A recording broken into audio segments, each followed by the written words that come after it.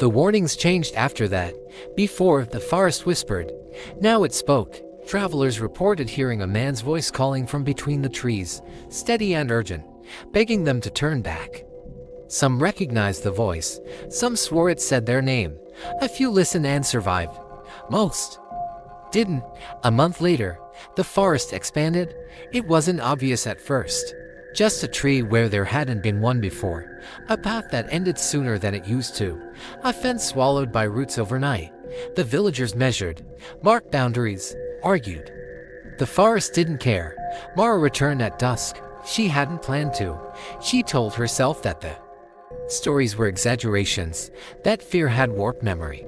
She hadn't been back since Elias disappeared, since the bell fell silent, since the forest started feeling closer, like something breathing just behind her thoughts. She stood at the edge with a lantern in her hand and guilt in her chest. I just need to see, she whispered. The forest answered by opening a path. It was narrow, familiar. The same trail she and Elias had walked as children, daring each other to go just a little farther. The trees leaned inward, arching overhead like ribs. The air smelled damp and sweet, almost comforting. That was the worst part. Every step felt welcomed. The lantern flickered, then steadied. Shadows moved where they shouldn't, sliding against the direction of the light. Mara's heart pounded, but she kept walking, drawn by something deeper than fear. Then she heard it. Mara, she stopped. The voice came from ahead. Calm, controlled, human. Don't come any farther. Her breath caught. Elias, silence stretched. Too long. Then, softer. I tried to stop them. She ran.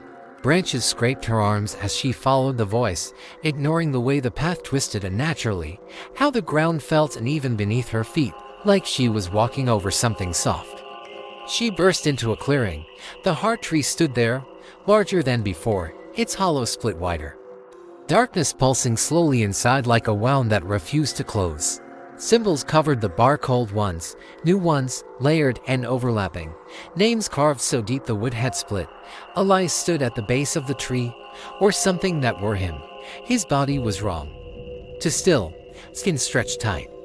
Veins dark and branching like roots beneath the surface. His eyes were open, but unfocused.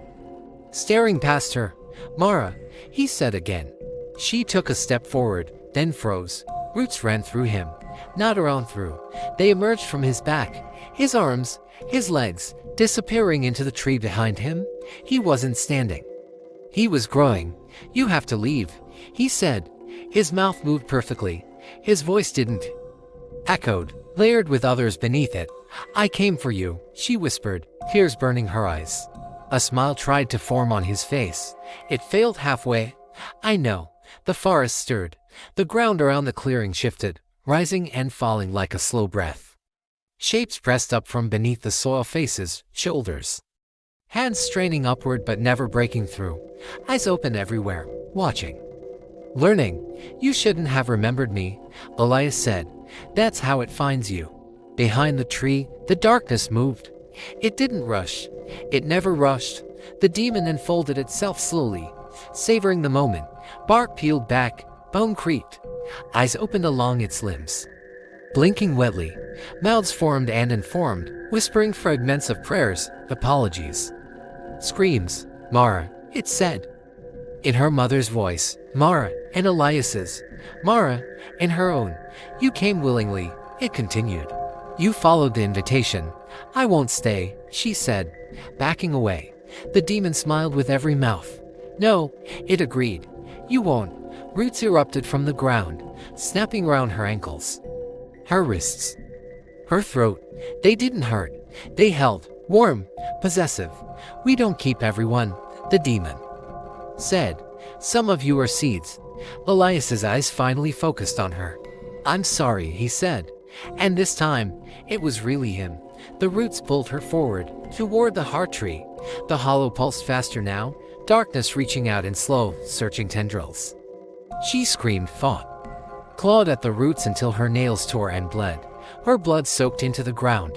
Forest shuddered in pleasure. Then Elias moved, the roots anchoring him tore free with a sound like splitting meat. His body convulsed, bark cracking through skin as he wrenched himself away from the tree inch by inch. The demon roared not in anger, but surprise. "Run!" Elias screamed. He lunged forward, wrapping his arms around the demon's nearest limb. Roots burst from his body, binding them together, forcing the thing back toward the hollow. Mara didn't think. She ran. The forest screamed this time, trees twisting violently, pots collapsing, shadows slashing across the ground. Voices begged her to stop, promised safety, promised truth. She didn't look back. She crossed the boundary as the sun broke the horizon. Behind her, the forest fell silent. The villagers found her hours later, collapsed in the dirt, clutching something in her hand, a fragment of bark. Carved into it was a single word, written in Elias's handwriting.